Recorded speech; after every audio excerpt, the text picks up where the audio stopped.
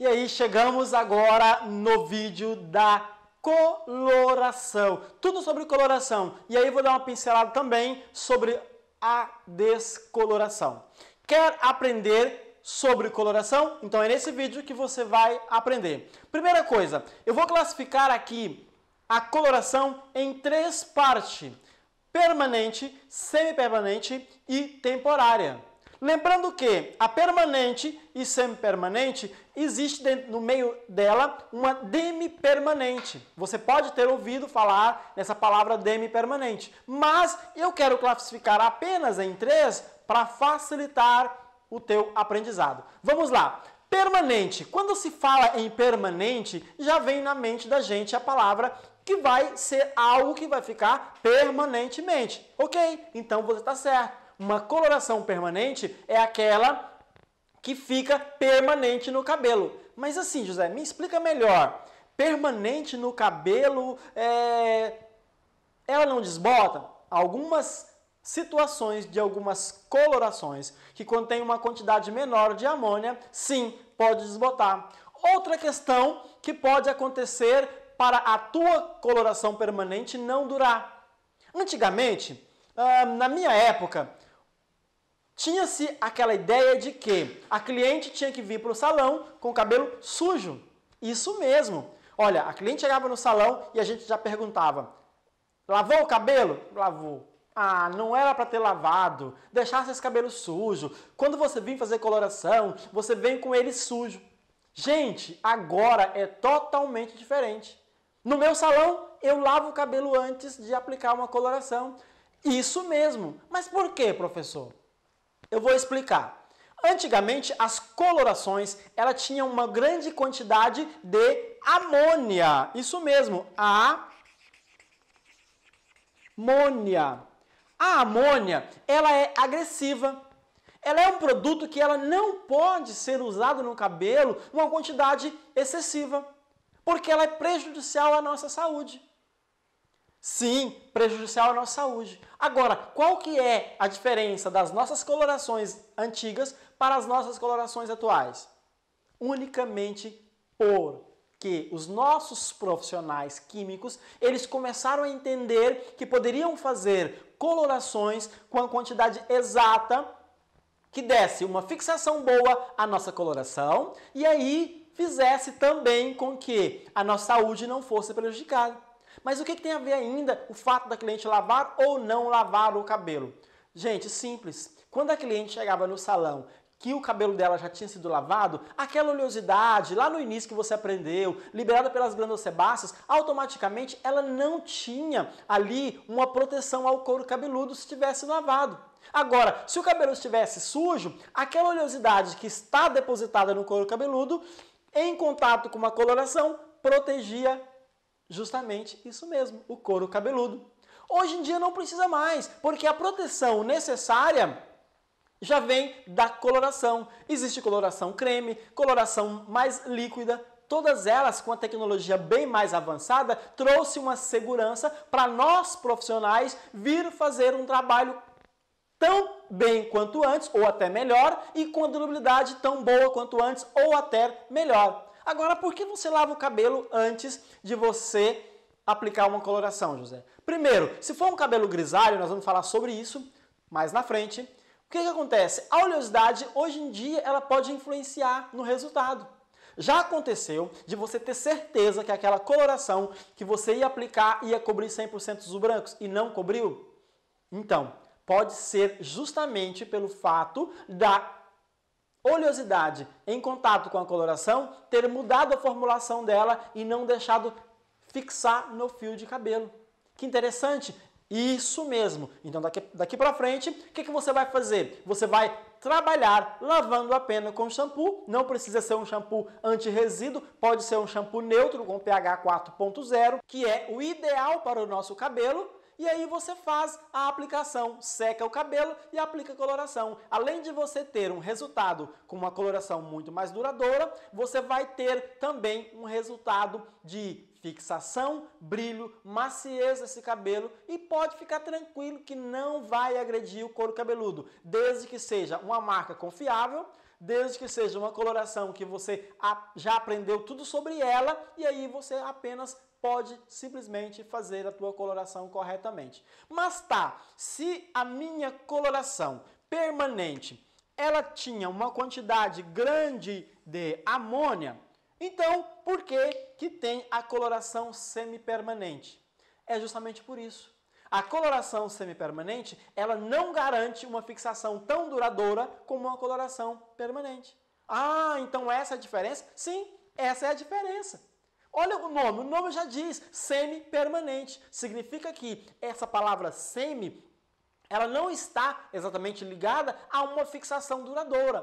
Ponto. Agora, o que faz com que essa coloração semipermanente não fique tanto tempo no fio de cabelo? Você aprendeu nesse curso que o fio de cabelo ele tem várias composições, como cutícula, córtex e as fibras. E dentro das fibras nós temos as macrofibrilas, microfibrilas e protofibrilas. Ali é que tem os pigmentos, não foi isso que você aprendeu? Ali é que realmente está impregnado os grânulos de pigmentos da melanina. Que interessante! O que tem a ver isso com as nossas colorações? Gente, quando a gente pega a nossa coloração, prepara ela e coloca ela no cabelo, ela vai criar uma combustão juntamente com o pigmento que já existe no fio. Então, vai haver uma mistura da melanina com a coloração colocada e aí vai revelar uma cor desejada. É interessante, é mágico, é fantástico essa ideia de entender que uma bisnaga que você abre ela e ela não tem ali uma cor, mas ela diz que vai chegar naquela cor e chega. Agora, graças ao quê? Graças às composições que existem dentro dela. As composições de uma coloração, ela abrange muita coisa, principalmente a amônia que tem dentro dela. Então, digamos que a minha coloração permanente, ela tem 100% de amônia. Então, eu posso entender que a minha coloração semipermanente, ela pode ter variações até de 50% de amônia. As variações dela é muito grande. Por exemplo, nós temos os tonalizantes, que algumas marcas garantem que não tem amônia. Mas eu vou dizer para vocês, por mim e pela minha experiência. Não estou aqui classificado como um químico responsável de fabricação de coloração, mas eu posso dizer que na composição das colorações, quando você lê a composição dela, você vai ler lá escrito amônia. Então, existe. Professor, até mesmo nas temporárias? Sim, nas temporárias você vai encontrar lá amônia. Então, existe. Em menor quantidade, mas existe. Então, eu entendi. É a amônia que dá a fixação no pigmento da coloração com o pigmento do fio de cabelo perfeitamente. Tá, mas aonde é que age essa coloração? Aonde no fio de cabelo ela age? É na cutícula? Não. A cutícula, primeiramente, ela não tem coloração. Isso mesmo, ela não tem cor, ela é incolor. A única função da cutícula é simplesmente proteger o fio de cabelo. Então, tá, ela age no córtex? Sim, mas exatamente no córtex, aí é que entra a questão mais fundamental e mais preciosa. Existem algumas colorações que elas estão sendo trabalhadas em nanopartículas. O que seria nanopartículas? Partículas menores do que as antigamente. As colorações antigamente tinham umas partículas maiores. As nanopartículas, elas são menores quase do tamanho de um átomo. Então, elas conseguem penetrar além da macrofibrila, além da microfibrila e conseguem chegar até na protofibrila. Tá vendo aqui essa foto? Aqui eu tenho um fio de cabelo, mostrando ele partido no meio, como vocês assistiram nos primeiros vídeos. E essa foto remete justamente isso. Olha aqui, macrofibrila, microfibrila e protofibrila. Esse resultado da junção das fibras que existem no nosso fio de cabelo, lembrando que lá está impregnado o pigmento, faz com que a coloração penetre e cria essa junção e revele essa outra cor. Tá, agora eu entendi então que a permanente, ela cria uma permanência maior devido à amônia. A semipermanente, ela vai ter uma variação porque também tem quantidade menor de amônia. E as temporárias? O que seria coloração temporária? Vamos classificar? Você tem no teu salão uma máscara matizadora? Tenho. Em casa? Tenho. Shampoo? Tenho. Tá, você tem uma coloração que ela tem, por princípio, alguma coisa derivada dos vegetais, como às vezes, por exemplo, antigamente usava muito algumas ervas, algumas sementes que liberava pigmentos daquela semente e eles amassavam e fazia ali uma coloração. Várias, se a gente for classificar, existem várias colorações até hoje também que usa a questão vegetal para trazer para o nosso cosméticos as cores. Então, se ela é temporária, significa que se eu lavar, ela já sai na primeira lavada? Basicamente, não. Existem algumas composições também que são consideradas temporárias, mas ela contém dentro dela metais pesados. Essas composições, elas existem há muito tempo. Com isso, essa composição, com esse metal pesado, ela dá uma maior fixação, mas ela não garante uma fixação duradoura. Por isso, ela também é considerada uma coloração temporária.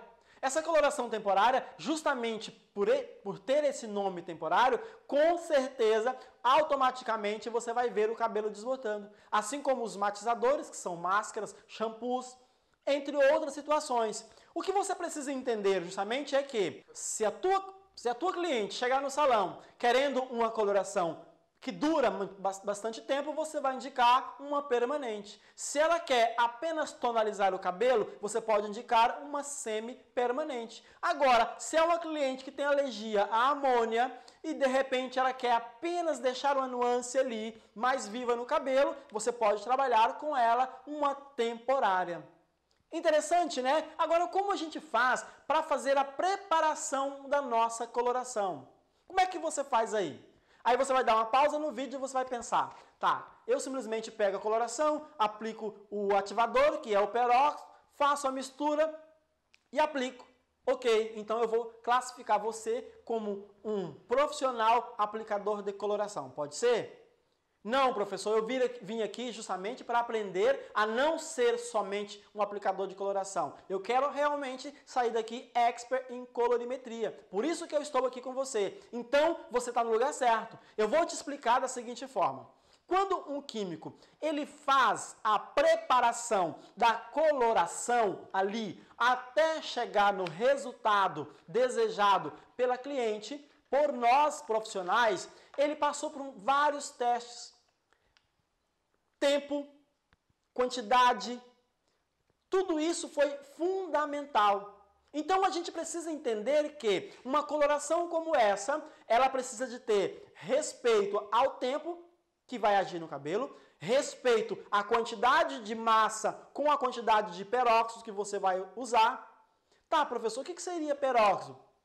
Água oxigenada, OX, peróxido, nada mais é do que peróxido de hidrogênio, tá? Então vamos entender, uma aplicação de coloração, ela não pode ser apenas pegar uma quantidade qualquer, misturar em uma cumbuca junto com o peróxido e fazer a aplicação. Ela precisa respeitar. E é claro que como a gente vai aprender sobre isso, eu quero que da partir de hoje você se comprometa a fazer isso exatamente como eu estou te ensinando. Por quê? Primeiro, a qualidade do teu trabalho vai ser superior à dos outros. Segundo, você vai ter um retorno muito maior da tua cliente no teu salão. Terceiro, ela vai indicar você para outras clientes. Olha que interessante, automaticamente o teu retorno financeiro vai aumentar. Opa, então me ensina logo que eu estou curioso para saber como é que faz. Beleza, eu tenho aqui uma cumbuca normal e um pincel. Eu poderia usar uma aplicação de coloração em um material metálico? Não, porque existe um nome que é chamado oxidação. Essa oxidação ela ocorre em tudo que é matéria. E a oxidação, você vai ver aqui um texto falando um pouquinho sobre o que é a oxidação, ela ocorre justamente oxidando algo e fazendo com que aquela matéria se perca, se desintegre. Então, se eu pegar uma coloração e colocar em uma cumbuca que é metalizada, ela pode fazer a desintegração do metal. Com o contato com a coloração, ela pode haver essa desintegração. Mas tá, peraí, na minha bisnaga, ela é geralmente metálica. E por que não acontece isso? Porque, primeiro, aqui dentro temos um chamado antioxidante. Isso mesmo. Junto com a coloração, quando você compra, existe o chamado antioxidante. Porém, dentro dessa mistura de massa de coloração que tem o chamado antioxidante, tem também um tempo de durabilidade. Se você deixar uma coloração por muito tempo e ela vencer, esse produto de antioxidante, ele vai perdendo a força e a coloração começa a ter um outro tipo de cor. Já percebeu que você pega um tubo de coloração, aperta, abre ele, aperta, ela tem uma cor. Passado alguns minutos, ela muda de cor, justamente por quê? Porque ela começou a oxidar. Ah, entendi. Então tá. Então se eu deixar uma coloração aberta também, ela vai oxidar? Sim. Por quê? Porque a oxidação ela ocorre através do calor, da luz, da temperatura ao redor. Tudo isso influencia o sistema de oxidação. Mas vamos dar continuidade para que a gente não perca muito tempo nesse vídeo e faça com que ele fique compacto e fácil de você colocar isso em prática. O que seria levar em conta a quantidade exata de uma preparação de uma coloração? No meu tubo de coloração, eu tenho dentro dele, como eu falei para vocês, exatamente a quantidade que precisa ser usada. Agora, colocando isso em prática, na caixinha, ou dentro da caixinha, ou até mesmo no tubo de coloração, você vai ver uma numeração assim. Por exemplo, 1 por 1,5. Ou você vai ver assim. 1 por 1. Ou você vai ver assim. 1 por 2. O que significa essa numeração? 1 por 1,5, 1 por 1 e 1 por 2. Quando o químico preparou a coloração, ele já fez a preparação exata. Ele mostrou que para eu ter um resultado X, eu preciso usar uma quantidade com a outra para dar aquele resultado. Então, como funciona isso? Se é 1 por 1, como esse, eu tenho um tubo de coloração 60 gramas. Esse tubo de coloração de 60 gramas, ele precisa ser usado 1 por 1. Então, como significa isso? Eu tenho uma balança, lembra que eu falei desde o início que vocês precisam ter uma balança, que é muito importante. Tenha uma balança. Eu tenho uma balança e eu preciso colocar essa cumbuca na balança, ok? Fazer ali a colocação da minha coloração. E ela tem 60 gramas. Agora, como é que eu entendo que é 1 por 1? Eu preciso misturar o meu peróxido de hidrogênio, que é a nossa água oxigenada. Esse peróxido de hidrogênio, ele tem 1 litro. Então, significa que é 60 gramas por 1 litro? Não. Significa que é 60 gramas de coloração, se eu vou usar o tubo todo, mais 60 gramas de OX. Ah, então eu entendi. Então eu pego e misturo e faço uma medida separada dos dois e faço ali. Não, porque pena e ferro têm medidas diferentes. Então primeiro eu coloco a coloração aqui dentro, depois eu venho com a medida, o dobro dela. Se aqui é 60 gramas, qual que é o dobro de 60? 120. Então, 60 de massa de coloração mais 60 gramas de OX, que vai dar este resultado.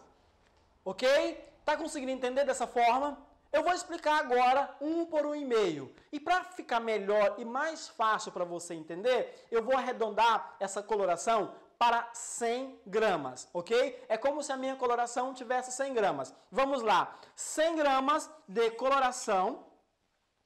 1 por 1,5. A metade de 100 seria 50. Então, eu vou entender que na minha coloração eu tenho que colocar 1,5 de OX. Esse 1,5 de OX aqui significa que seria 100 gramas mais a metade. Então, 100 gramas de coloração mais 100 mais 50. Ok? Então, esse 150 aqui equivale o meu peróxido. 150 mais 100, eu vou ter quanto total? 250. Então, no meu tubo de coloração, juntamente com o peróxido, dentro da minha vasilha, minha cumbuca, na balança, tem que dar um total de 250. Esse 250 aqui equivale a 1 por 1,5. Tá muito difícil de eu entender ainda. Por favor, me explica melhor. Então tá bom, eu vou explicar. A coloração sua agora, ela tem ali na caixinha ou dentro dela uma bula ou até mesmo fixada no tubo de coloração, escrito 1 por 2. Agora vai ficar fácil para você entender. Continua arredondando o número. 1 por 2 seria 100 gramas de coloração. Quanto é 2 vezes 100? Parabéns, 200. Então, seria 200 gramas de OX. Ah, esse OX aí é o peróxido de hidrogênio? Sim. Então, 100 mais 200, gente, é mais, não é menos, não é dividido, não é vezes, é mais, simples. Até uma pessoa que estudou só até a terceira série sabe o que é mais uma multiplicação. Então, vamos lá. 100 mais 200, na minha cumbuca tem que ter quanto de massa? 300. Então, quando você tem essa noção de que a tua coloração tem que ser pesada, você vai entender que isso vai ser importante, não só para o resultado final do teu trabalho, como também para a propagação das clientes falando do teu trabalho, porque a fixação vai ser melhor, a cor vai ser mais original e também uma outra coisa que vai ser fundamental. O cliente em si vai ter o cabelo dela exatamente da cor que ela deseja. Porque ela já olhou, ela já desejou aquela cor, ela já imaginou aquele cabelo daquela cor. Então é isso aí, pessoal. No próximo vídeo vamos falar sobre os peróxidos de hidrogênio. E com certeza vamos entrar também falando sobre descoloração. Espero você lá.